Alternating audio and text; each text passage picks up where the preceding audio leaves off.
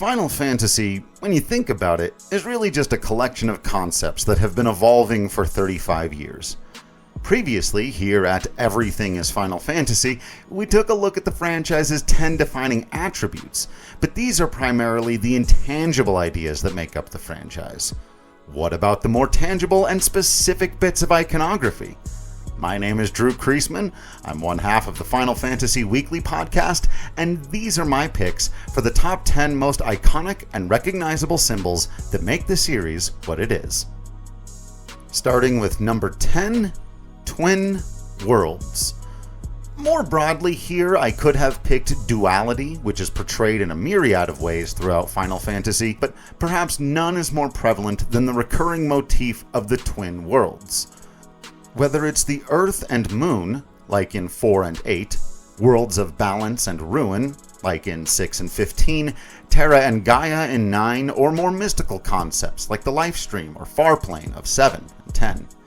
Final Fantasy often uses these worlds as a symbol of duality, but also as a way of representing a sort of allegory of the cave, whereby our heroes, and the player, must face what we do not yet know before we can save the world. Number 9, various items. You know you're in a Final Fantasy when you start reaching for the Phoenix Down. Items may not strike a particularly emotive feel like a lot of the other entries on this list, but what would any adventure through these games be without some potions, elixir, and an ether? Aether? Yes, I know I'm cheating here by picking several different things for one spot, something you might want to get used to, by the way, but this long list of items tie each Final Fantasy game together and create a common language. You could also include gil, the Final Fantasy word for money, in this spot for the same reason. Items and gil are important to us, often hoarded to ridiculous effects all the way to the end of the game, so you can make sure you finish with 99 elixirs. Number 8, unique monsters. We have to set a few aside for their own place higher up on the list, but Final Fantasy would hardly be what it is today without the veritable parade of phenomenal creatures that populate its worlds. There are too many to name here, but special shoutouts have to go to the highly recognizable bomb fiends and a couple of truly lovable critters, no matter how scary. The Cactuar and the Tonberry. Being equal parts horrifying to encounter in battle, and also the perfect cutesy plushies to put on your nightstand is an impressive balance struck by these Final Fantasy legends. And please, don't ever forget the Moombas from Final Fantasy VIII, who sadly only appear in that game, but are remarkably weird and wonderful members of the family. Honestly, this whole list could just be the fantastically bizarre and amazing monsters of Final Fantasy. Maybe another time. Number 7, airships. It's just a boat in the sky. Final Fantasy didn't invent airships, they've been scattered throughout fiction since Jules Verne. But Final Fantasy has perfected them. Whether you prefer flying through the clouds on the sails of a classic sea-inspired vessel, or taking to the skies in a blimp, jet, or dragon, Final Fantasy has long given its themes of science fiction meets fantasy physical form in the airship. Do you have a favorite, or 10? Let us know down in the comments, and I should probably write that list too. Number 6, the iconic jobs. It was tempting to pick an individual character or two for this list, but you guessed it, different list. That said, oftentimes nameless or even named characters don garb that takes us all the way back to the series' roots.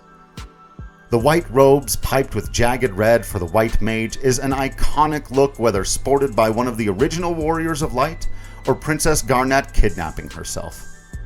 The unmistakable look of the Red Mage has similarly endured the test of time, and while Dragon Knights are not new in fantasy fare, the Dragoon might be objectively the coolest version of them. Perhaps the most famous, though, the Black Mage, is forever indelible under those blue robes and that straw hat. Also, Vivi is one of the best characters in the history of fiction. Number 5, summons. What would mythology be without the gods? If you thought Final Fantasy had a huge cast of random monsters to encounter through your travels, wait until you pore over the Silmarillion of summons. Sometimes friend, sometimes foe, sometimes deeply important to the plot and themes, and sometimes not much more than a fancy magical spell. Ifrit, Shiva, Ramu, Alexander, Bahamut, and literally hundreds of others are a constant reminder that at any point in any Final Fantasy, you may find yourself in front of the gods. For better, or for worse. Number 4. Cid. The cantankerous and crotchety old uncle to the Warriors of Light. Somebody has to build the airships and tell these kids to quiet down and knock it off.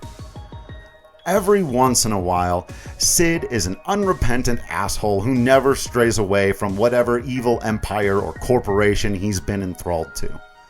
But most Cids find a higher calling with our heroes, usually equipped with the best available technology that they probably invented, and plenty of sarcastic quips to help us get through the day. Cid is a constant force, a comfort zone, a concept, as much as any character that lets us know that we are always somewhere familiar, yet different, when we're playing Final Fantasy. Number 3. Chocobos. We don't ride horses round here. While a two-legged mount doesn't sound like the most comfortable thing in the world, the gold-feathered light warrior's best friends have been preferred modes of transportation and close companions for over 30 years. Some of them get names and even arcs, but even when they don't, they make the most of every appearance and every variation on their increasingly creative forms. The iconic yellow birds even come with their own iconic theme music and their own unforgettable sound effect. Wark? Whether tiny and adorable, enormous and comedic, or armored and ready for battle, there's no better way to explore the breathtaking worlds of Final Fantasy than from the back of a chocobo, the only steed that matters. Number 2. Moogles. Mughals are the ultimate Final Fantasy creatures precisely because of what they are, a mishmash of ideas that are ever evolving. Part bat, part mouse, part cat, and 100% the cutest thing ever invented, Mughals are equal parts anime mascot and folktale fairy.